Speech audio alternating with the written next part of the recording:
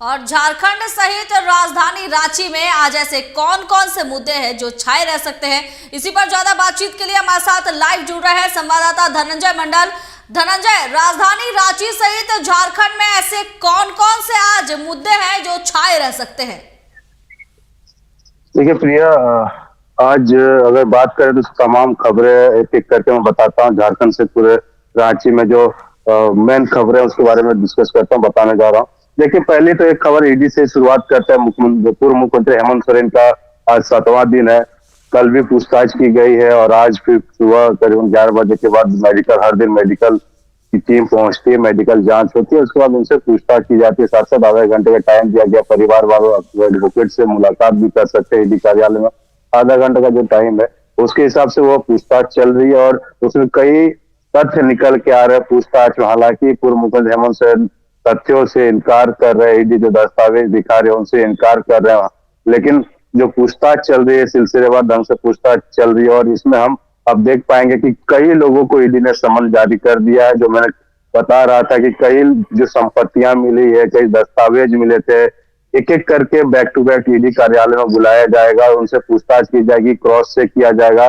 उसी सिलसिले में कई लोगों को पूछताछ के लिए बुलाया जा रहा है। तो हेमंत सोरेन की जो मुश्किलें हैं बढ़ती जा रही है और कई सवाल के जवाब नहीं दे पा रहे हैं, वो दरकिनार कर रहे हैं। वो हमेशा एक ही आंसर दे रहे हैं, कोई जमीन उनसे लेने का कोई मेरे पास नहीं है। लेकिन जो बीजेपी के द्वारा तमाम आरोप लगाए गए हैं, ईडी के पास जो साक्ष्य है, बीजेपी ने कल भी कहा कि कोई चोरी करता है तो वो कहता है कि वो मेरा जमीन है। मनी लॉन्ड्रिंग का केस होता है, उसमें कभी मनी लॉन्ड्रिंग का मतलब उसके नाम से हो ना, वो चोरी छिपके से जमीन को हड़पना या किसी तरह से अपने कब्जे में करना, तमाम चीजों को लेकर जांच की जाती है। वहां पे किसी के पास कुछ जमीन बढ़ जाए, अंचल के अधीन जो आता बरियातू में, वो आप कहीं उस जमीन पे पहुंच जाए, सभी लोग बोलेंगे कि हेमंत सोरेन का है। हमेशा बाबूलाल मरांडी इस मामले को लेकर उठाते आ रहे हैं, बीजेपी उठाते आ रही है। बहरहाल ईडी जांच करे, ईडी के जो साक्ष्य मिले उसके हिसाब से क्वेश्चन पूछे जा रहे हैं। 5 दिन का पहले ईडी रिमांड था, 5 दिन का दोबारा ईडी रिमांड मिला, तो उसमें साक्ष्य जुटाने की कोशिश की जा रही है, क्रॉस चेक करने की कोशिश की जा रही है। तो हेमंत सोरेन के ईडी की जो कस्टडी है 7वां दिन, उनसे भी आज भी पूछताछ जारी रहेगा। झारखंड में देखिए, झारखंड की चंपा सोरेन की सरकार तो बन गई है। दूसरी खबर की हम और जा रहे हैं, झारखंड की सरकार तो चंपा सोरेन की बन गई, लेकिन चंपा सोरेन का मंत्रिमंडल अभी तक विस्तार नहीं हो पाया। कांग्रेस के मंत्रिमंडल में संशय बरकरार के अंदर एक बेचैनी सी छाई हुई है कि क्या मेरे मंत्रिमंडल चला जाएगा, क्या हम मंत्री द्वारा बन पाएंगे। बन्ना गुप्ता के बादल पत्रलेख और वित्त मंत्री रामेश्वर उरांव, तीनों का नाम बताया जा रहा है कि मंत्रिमंडल से हटाया जा सकता है। तो वो अपने लोग ही तैयार करने की कोशिश की जाएगा। आलमगीर आलम की बात करें, राजेश ठाकुर की बात करें, या उन्हें साफ साफ कहा है कि ये आला कमान हमारा इसमें निर्णय लेगा। राहुल गांधी का जो भारत जोड़ो यात्रा है वो दूसरा फेज जब झारखंड में आएगा उसके बाद हम लोग निर्णय लेंगे और आला कमान को सूचित कर दिया जाएगा कि सूचित करेंगे कि कौन कौन मंत्रिमंडल में आ सकता है, क्या फेरबदल हो सकता है।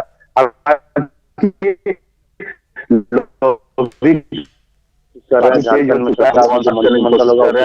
में सरकार में जो मंत्रिमंडल होगा उसमें कांग्रेस को कितना, देखिए 4-4 की जो पहले था उस हिसाब से होता है, या फिर जो मंत्रिमंडल में पहले जो मंत्रिमंडल थे मंत्री थे उसमें कुछ चेंजेस होते हैं कि नहीं, ये तमाम चीजें अटकलें लगी हुई है। और जेएमएम में भी एक प्रयास लगाया जा रहा है कि कुछ नए चेहरों को सामने ला सकते हैं। बहरहाल अब देखने वाली बात होगी कि सभी जो पूर्व मंत्री थे उनमें एक संशय बना हुआ है, एक बेचैनी सी छाई हुई कि क्या वो मुझे कुर्सी वापस मिलेगी या फिर वो कुर्सी छीन जाएगी या नए लोगों को चेहरा मिलेगा। तो ये तमाम अटकलें झारखंड की राजनीति में चल रही है।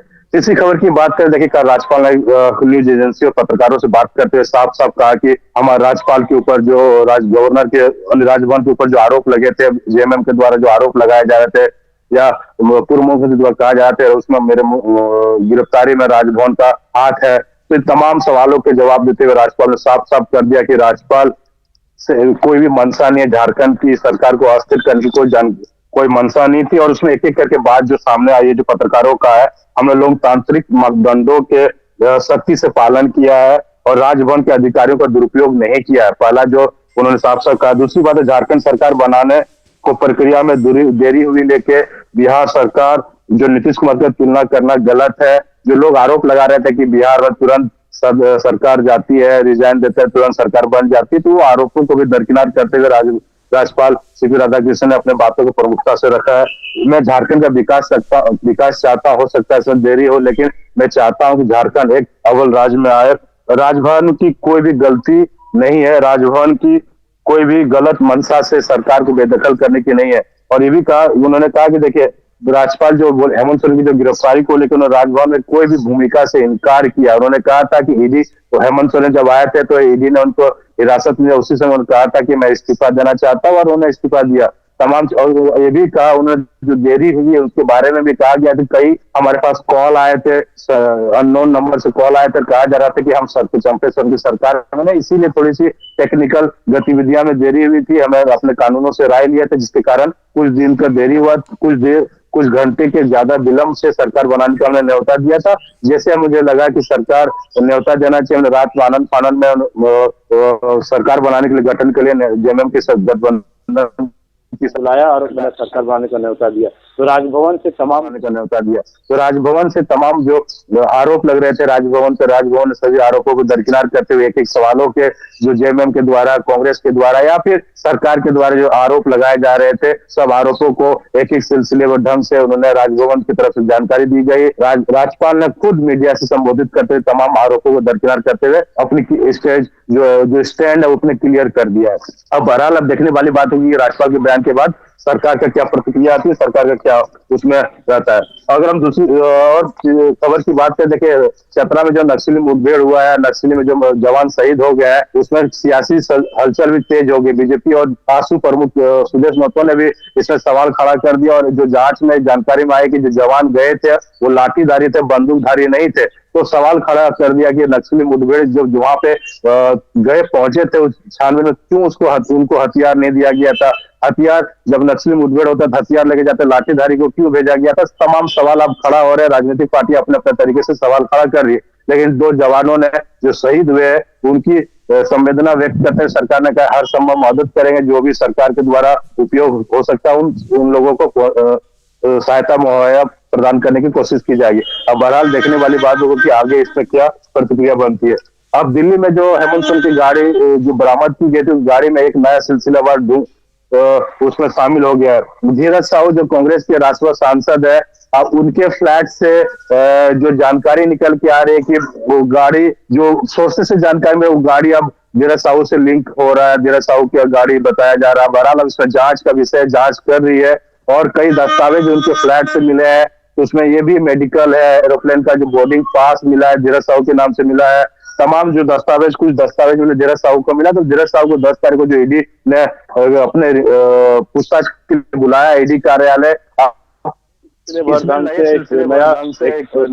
एक मामला सामने आ सकता है। जो गाड़ी, एक मामला आया था, गाड़ी और दस्तावेज जो आए थे उसमें ईडी छानबीन कर रही थी। तो अब धीरज साहू से क्या पूछताछ करती है, वो गाड़ी क्यों उनको प्रदान किया गया था, बताया जा रहा है सेल कंपनियों के माध्यम से गाड़ी खरीदा गया था। तो तमाम लिंक निकल रहे हैं, एक एक करके लिंक कड़ियां जोड़ती जा रही है ईडी, और उन लोगों को समन करने के लिए बुला रही है। अब ईडी कार्यालय में हेमंत सोरेन से रिलेटेड जितने भी लोग एक्यूज हैं या जिनको भी लगता है कि ईडी इसमें संलिप्तता हो सकती है, उन लोगों को समन कर रही है और एक एक करके पूछताछ करेगी। अब धीरज साहू इसमें फंस चुके हैं, एक तरह से कहा जा रहा है फंसने की कगार पे है। अब ईडी उनके रडार में ले लिया है। अब पूछताछ में क्या निकल के आता है, धीरज साहू क्या अपने बेदाग होकर वहां से निकल के बाहर आते हैं, या फिर जो ईडी मिले उसमें वो सही साबित कर पाते हैं। अब तमाम की नजरें ईडी कार्यालय पे लगी हुई है। अब ईडी हर कोशिश कर रही है कि जो उनको इनपुट्स मिले थे, जो छानबीन की थे, उनको तमाम चीजों को लेके सबके सामने पेश किया जाए। मैं लास्ट खबर की ओर जा रहा हूँ। लास्ट खबर है कि जेसीसी पेपर मामला, जेसीसी पेपर, सीजीएल का पेपर लीक हुआ था। अब सरकार के जो नुमाइंदे हैं उनसे लिंक जुड़ते हुए जा रहा है, उन लोगों पे आरोप लगाना। भारतीय जनता पार्टी के युवा मोर्चा के द्वारा राजभवन के 1 दिवस धरना दिया, बावला मंडी शामिल हुए थे। तमाम आरोप लगाते गए, सीजीएल के पेपर जो लीक हुए थे, 25-25 लाख में पेपरों की डिमांड की गई थी, पेपर लीक कराया गया था।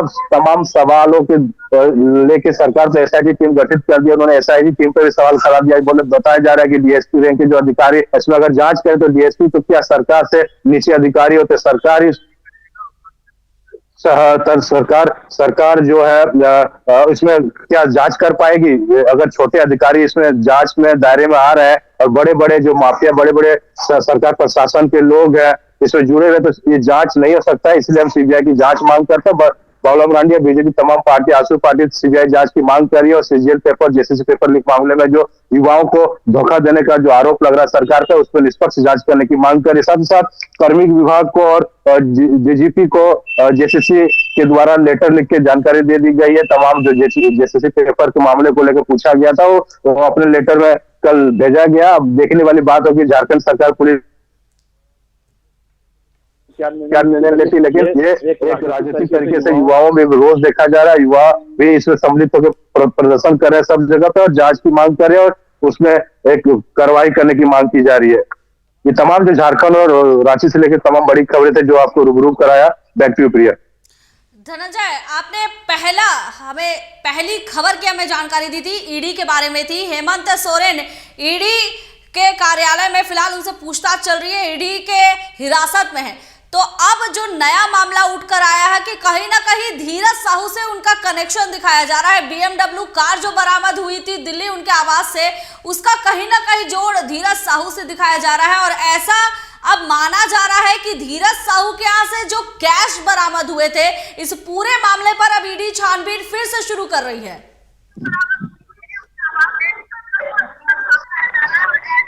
वो इनकम टैक्स आय से अधिक संपत्ति का मामला होता है। उनको जब इनपुट मिले थे कि उनके घर में इतने कैश बरामद हुए थे तो पूरे नेशनल से लेके झारखंड में हलचल पैदा हो गया था। कितने पैमाने पे कैश कहाँ है। धीरज साहू ने साफ साफ कहा कि मेरी कंपनी का पैसा मैं एक एक चीज का जवाब दूंगा। वो मामला ठंडा पड़ते थोड़ा ठंडा पड़ा ही था कि अब ईडी के रडार में धीरज साहू पहुंच गया कि कार जो BMW कार जो ब्लू रंग का कार था दिल्ली आवास में जो मिला था उसका जांच करते हुए हरियाणा फ्लैट तक पहुंचा। हरियाणा फ्लैट में कई दस्तावेज भी मिले थे, जांच की गई थी। धीरज साहू से रिलेटेड बताया अधिकारी जो मिले थे वो कहा था धीरज साहू का फ्लैट है। तो ईडी कड़ी दर कड़ी जोड़ते गई और उसमें एक दस्तावेज एरोप्लेन का बोर्डिंग पास मिला है, मेडिकल सर्टिफिकेट मिले हैं और कई दस्तावेज जो धीरज साहू के मिले हैं। इससे ईडी को शक हुआ, ईडी ने तमाम जांच की। अब शक के आधार पे उन्होंने पूछताछ करने के लिए धीरज साहू को समन जारी कर दिया है। अब धीरज साहू के द्वारा क्या प्रतिक्रिया आती है, धीरज साहू ईडी कार्यालय 10 तारीख को पहुंचते हैं या नहीं, ये तमाम की नजरें ईडी कार्यालय पे रहेगी। अब वो कड़ी हेमंत सोरेन से जुड़ते हुए जा रहा है। क्यों हेमंत सोरेन को गाड़ी गिफ्ट किया गया था? कहा जा रहा है कि गिफ्ट किया गया था। ईडी ने जो सोर्सेज बताते हैं कि सेल कंपनियां जो अवैध तरीके से पैसा इकट्ठा होता है, सेल कंपनियों के माध्यम से इन्वेस्ट किया जाता है। तो सेल कंपनियों के माध्यम से गाड़ी को गिफ्ट किया गया होगा या गाड़ी खरीदी गई होगी या गाड़ी दिया गया होगा। क्या मामला है, तमाम कड़ियों को जोड़ने की कोशिश कर रही है ईडी और इसी सिलसिले में लेके धीरज साहू को ईडी कार्यालय बुलाया गया और उससे पूछताछ की जाएगी। आखिर आपके गाड़ी उनको क्यों दिया गया था? क्या आप उस इन्वॉल्व में थे? जमीन मामला हो या कुछ जो मामले चल रहे हैं हेमंत सोरेन के लिए, उसमें क्या आपकी इन्वॉल्वमेंट थी? या फिर जो दस्तावेज आपके घर से आपके नाम से मिले हैं वो दस्तावेज को क्या कहना चाहिए? तमाम सवाल अब मिल रहे हैं और कड़ियां जोड़ी जा रही। हो सकता है धीरज साहू को हेमंत सोरेन के साथ बिठा के बात करने की कोशिश की जाएगी। बहरहाल अब तमाम चीजें को थोड़ी घटनाक्रम जो साफ धीरे धीरे होने लगी। एक ही लोगों कड़ी दर कड़ी इसमें कई संपत्तियां जुड़े होने की कल सामने आ रहा था कि हेमंत सोरेन की कई और संपत्तियां मिली है। उन संपत्तियों को लेके कई लोगों को और ईडी जांच में उनको समन किया जा सकता है। तो अब धीरे धीरे एक एक लोगों को समन करने शुरू कर दिया गया है। ईडी के द्वारा धीरज साहू की बारी है। धीरज साहू उसे पहुंचते हैं, क्या जानकारी देते हैं या पहुंचते नहीं पहुंचते तो क्या जानकारी उनके निकल कर आती, सबकी नजर उस पर होगी। धनंजय, आपने मंत्रिमंडल विस्तार की बात की थी। जब फ्लोर टेस्ट हुआ था, फ्लोर टेस्ट के बाद सवाल यही हुआ था कि अब मंत्रिमंडल विस्तार की बारी है। मंत्रिमंडल विस्तार की तिथि निर्धारित हो गई थी लेकिन कहीं ना कहीं बात नहीं बनी। उससे पहले की अगर हम बात करें तो कांग्रेस विधायक ने मंत्री पद के लिए अपनी इच्छा जताई थी और कहीं ना कहीं यही पेच अभी फंसती नजर आ रही है। तो क्या लगता है कि अगर मंत्रिमंडल विस्तार में जिन मंत्रियों को जगह नहीं दी जाएगी, यानी जो विधायक है जो मंत्री बनने की इच्छा जता रहे हैं, अगर उन्हें जगह नहीं मिलती है तो कहीं ना कहीं एक बार और नाराजगी जो है देखने मिल सकती है। देखिए, हर इंसान को पोस्ट इंप्लीमेंट चाहता है कि कोई नौकरी में भी करता है, चाहता है कि हम बॉस बने या एमडी बने। उसी तरह जब विधायक बनते हैं तो वो चाहते हैं कि हम मंत्री बने, सरकार को चलाएं। तो सबकी इच्छा होती है। देखिए, विधायक ने खुल के, इरफान अंसारी ने तो खुल के बोल दिया, हमें भी इच्छा है, हमें भी 2 बार के विधायक टर्म विधायक बन चुके हैं और सबसे ज्यादा वोट से हम जीते हैं। अल्पसंख्यक से आते हैं, अपने समुदाय के लोगों को 18% हम लोग हमारे चैनल से एक्सक्लूसिव बात करते हुए साफ कहा कि हम इतने % लोग आते हैं उसकी भलाई के लिए मंत्री बनना चाहते हैं। बहरहाल देखिए, बन्ना गुप्ता के साथ स्वास्थ्य मंत्री जब मिला था उस समय भी इनकी बातें अपने पुरजोर तरीके से इरफान अंसारी रखते हैं कि स्वास्थ्य मंत्री मुझे मिलना चाहिए, मैं डॉक्टर का उपाधि, मेरे पास पद है, डॉक्टर का डिग्री है, तमाम डिग्रियां हैं, पढ़ा लिखा हूं, तो मुझे डॉक्टर की जो स्वास्थ्य मंत्री मुझे मिलना चाहिए। बहरहाल अब देखने वाली बात होगी जो वित्त मंत्री जो है, देखिए अभी बजट भी पास करना है, 22 या 23 को बजट सेशन में शुरुआत हो जाएगी, कैबिनेट का भी पिछले 2 दिन के बाद कैबिनेट का भी बैठक है, चंपे का दूसरा कैबिनेट भी बैठक है। तो अब बहरहाल जो फाइनेंस मिनिस्टर है, फाइनेंस मिनिस्टर ही नहीं है, वित्त मंत्रालय नहीं है, तो मंत्रिमंडल का गठन करना बहुत जरूरी है। मंत्रिमंडल में रामेश्वर उरांव की पत्ता कटने की बात की जा रही है, बन्ना गुप्ता जो स्वास्थ्य मंत्री उनका पत्ता कटने की बात की जा रही है, बादल पत्रलेख कृषि मंत्री उनका पत्ता कटने की बात की जा रही है, नए चेहरों की उसमें बात की जा रही है। लेकिन जब हम कांग्रेस से पूछना चाहते हैं, कांग्रेस का कहना आला कमान सब तय करेगा, हमें उसकी जानकारी नहीं, धीरे धीरे पत्ता साफ होगा, जब समय आएगा हम सबके सामने में बातों को रख देंगे। लेकिन अपने अपने तरीके से लॉबी तैयार किया जा रहा है, अपने अपने तरीके से हाई कमान को मनाने की कोशिश की जा रही है। क्यों देखिए 6 महीने का सरकार बचा हुआ, 6 से 7 महीना सरकार है, 1.5 से 2 महीना आचार संहिता में चुनाव में पार हो जाएगा, तो ज्यादा मंत्रिमंडल में टाइम उनको मिलेगा नहीं। तो अब बहरहाल देखने वाली बात है कि किनको ताजपोशी, कौन विधायकों को ताजपोशी मिल सकता है। चाहे जेएमएम में भी कुछ लोग विधायक जो है चाह रहे हैं कि मंत्रिमंडल में हमको विस्तार हो। देखिए आदिवासी चेहरा जवाहर मांझी है, उनका नाम तो रहेंगे ही। देखिए वोट जब मंत्रिमंडल का विस्तार होता है तो उसमें कास्ट फैक्टर, जाति, सभी चीजों को देख के बनाया जाता है, ताकि चुनाव में जाने से पहले अपने चुनावों को ढूंढाया जा सके, वहां पे कहा जा सके आपकी जात से ये है, आपकी कास्ट से ये है, आपके समुदाय से ये। देखिए जात फैक्टर बहुत मायने रखता है, कास्ट फैक्टर का बहुत मायने रखता है राजनीति में। तो उन तमाम चीजों समीकरणों को देखते हुए ही मंत्रिमंडल का विस्तार होना। मंत्रिमंडल अब देखने वाली बात होगी कि सरकार किन किन नए चेहरों को आगे सामने लेके आती है या पुराना चेहरों पे विश्वास रखती है। अभी जो लॉबी है वो बरकरार है और हर जगह जेएमएम में भी लॉबी चल रहा है, लॉबिंग चल रहा है, और या फिर यहाँ पे भी कांग्रेस पार्टी में लॉबिंग चल रहा है। अब जिनका लॉबिंग तगड़ा होगा, जिनका मैनेजमेंट से, जिनका हाई कमांड से लिंक ज्यादा होगा, जो लॉबिंग करने में सक्षम होगा, उनका मंत्रिमंडल ताजपोशी हो जाएगा। बहरहाल अब देखने वाली बात होगी, जो समय दिया गया उस समय से वो आगे बढ़ चुका है। अब जो समय अब दिया गया राजभवन को दिया गया है, उस समय पे क्या मंत्रिमंडल का जो चेहरा है कितने लोगों को साफ हो पाता है, वो धीरे धीरे करके एक एक दिन के बाद हमें सामने मिलता हुआ दिखेगा। धनंजय, चतरा से खबर आई थी नक्सली मुठभेड़ में 2 जवान शहीद हो गए थे, इस पर राजनीति भी तेज हो गई है। प्रतुल शाहदेव ने कहा था कि आखिर निहत्थे क्यों भेज दिया गया, सवाल खड़े हो रहे हैं। उन्होंने जांच की मांग भी उठाई थी, क्या इस पर कुछ कार्रवाई आगे बढ़ी? क्योंकि ये बात तो तय है कि जब नक्सली इलाका है और सरकार जो है नक्सलियों के खिलाफ अभियान चला रही है, तो इन इलाकों में निहत्थे जवानों को क्यों भेजा गया? देखिए इस पे ही सवाल उठ रहे हैं। अब सवाल उठ रहे हैं तो जवाब मांगे जाए। विपक्ष पार्टी का काम है सवाल उठाना, सत्ता पक्ष पुलिस प्रशासन का जवाब देना है।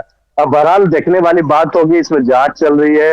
जो इनपुट्स मिले थे वो इनपुट्स के तहत वो छानबीन करने के लिए आखिर गए थे, तो बंदूकधारियों को क्यों नहीं भेजा गया, लाठीधारियों को क्यों भेजा गया? नक्सल मूवमेंट में कभी भी गोली चल सकती है। वो अफीम के खेती को नष्ट कर रहे थे, उसी समय नक्सलियों के द्वारा फायरिंग, अंधाधुंध फायरिंग कर दिया गया। जिनके पास जवान 2 जवान शहीद हो गए, जवान घायल, एक जवान शहीद हो गए, एक जवान घायल, इलाज रांची लाया गया। तो आखिर निहत्थे लोगों को, लाठीधारी सैनिकों को क्यों वहां भेजा गया, जवानों को क्यों भेजा गया? तो इससे सवाल तो खड़ा कर रही बीजेपी, लेकिन अब जांच की जा रही है कि इनके आदेश से वहां पे भेजा गया था। तमाम सरकार इसमें जांच कर रही है। नक्सली मूवमेंट में जानकारी जो मिली तो उसके बाद क्यों घटनाक्रम हुआ है, चतरा में जो घटनाक्रम हुआ उसमें सरकार बावला मरांडे में सवाल उठाया है। उसके बाद आंसू प्रमुख सुदेश महतो ने भी सवाल उठाए हैं। अब सरकार चंपे सोरेन की सरकार है, उनके द्वारा, चंपे दा के द्वारा साफ साफ कहा गया कि इसमें जांच की जाएगी, जो लापरवाही बरता गया उस पर कार्रवाई भी की जाएगी, नक्सलियों को बख्शा भी नहीं जाएगा। हम संवेदना व्यक्त करते हैं, जो जवान शहीद हुए हैं उन जवानों को हर संभव मदद की जाएगी, सरकार के द्वारा की गई है, जो सरकार ने अपना प्रतिक्रिया दी। बहरहाल अब जांच का विषय है, इसमें क्यों निहत्थे भेजे गए हैं, क्या आखिर किन कारणों से वहां पे आनंद फानंद फायरिंग की गई थी, तमाम चीजों को जांच की जा रही है। बहरहाल देखने वाली बात होगी कि जांच में क्या निकल के आता है, तो तभी सब साफ हो पाएगा कि नक्सली मुठभेड़ में जो जवान शहीद हुए उनकी लापरवाही थी या नक्सलियों या प्रशासन की लापरवाही थी। तमाम चीजों से नजर बनी हुई। धनंजय, बहुत बहुत धन्यवाद आपका। तो झारखंड और रांची से जुड़ी हमने खबरों आपको बताई है कि कौन कौन सी खबर जो है आज मुख्य मुद्दा रह सकती है। ईडी के बारे में हमने जानकारी दी है कि ईडी की तरफ से 10 फरवरी को धीरज साहू को समन भेजकर पूछताछ के लिए बुलाया गया है। अब देखने वाली बात होगी कि धीरज साहू समन के बाद जो है पूछताछ के लिए हाजिर होते हैं या नहीं। इसके साथ ही कई ऐसे मुद्दे पर हमने आपको जानकारी दी है। वहीं अगर हम बात कर ले मंत्रिमंडल की, तो मंत्रिमंडल विस्तार को लेकर भी काफी नाराजगी देखी जा रही है। कांग्रेस कोटे से जो विधायक है वो मंत्री पद की अपनी इच्छा जताई है। मंत्रिमंडल पर फिलहाल बातचीत नहीं बन पाई है और इसकी तिथि आगे बढ़ा दी गई है। फ्लोर टेस्ट पे तो गठबंधन सरकार ने जीत हासिल कर ली, लेकिन अब सबसे बड़ा सवाल उठता है कि आखिर मंत्रिमंडल में जगह किनको दी जाएगी, क्योंकि सरकार के पास ज्यादा वक्त नहीं बचा है और इस बीच लोकसभा चुनाव भी होने हैं। मंत्रिमंडल विस्तार की काफी ज्यादा आवश्यकता है, लेकिन सवाल यह है कि आखिर मंत्रिमंडल में जगह किनको दी जाएगी और जिन्हें जगह नहीं मिलेगी कहीं ना कहीं पार्टी के लिए नाराजगी आम बात हो जाएगी। अब इन सभी चीजों को एकजुट करके चंपई सोरेन के लिए ये सबसे बड़ी मुसीबत वाली बात होगी कि आखिर जिनको मंत्रिमंडल में जगह दी जा रही है उन्हें तो वो खुश कर रहे हैं, लेकिन जिन्हें मंत्रिमंडल में जगह नहीं दी जा रही है और जिनसे मंत्री पद अगर छीना जा रहा है तो उनकी नाराजगी को कैसे दूर करें। वहीं चतरा की अगर हम बात कर ले तो चतरा में नक्सली मुठभेड़ में 2 जवान शहीद हो गए। इसके बाद राजनीति भी शुरू हो गई है। एक तरफ बीजेपी बार बार कह रही है कि आखिर जिन भी अधिकारी इसमें दोषी है उन पर कार्रवाई की जाए। बीजेपी प्रदेश प्रवक्ता प्रतुल शाहदेव ने सवालिया निशान उठाए थे। प्रतुल शाहदेव ने कहा है कि आखिर नक्सली इलाका है और इस दरमियान जिन जवानों को वहां पर अफीम की खेती नष्ट करने के लिए भेजा गया था उन्हें निहत्थे क्यों भेज दिया गया। सिर्फ डंडा एकमात्र जो है उपाय नहीं है, तो कहीं ना कहीं इस पर जांच होना आवश्यक है।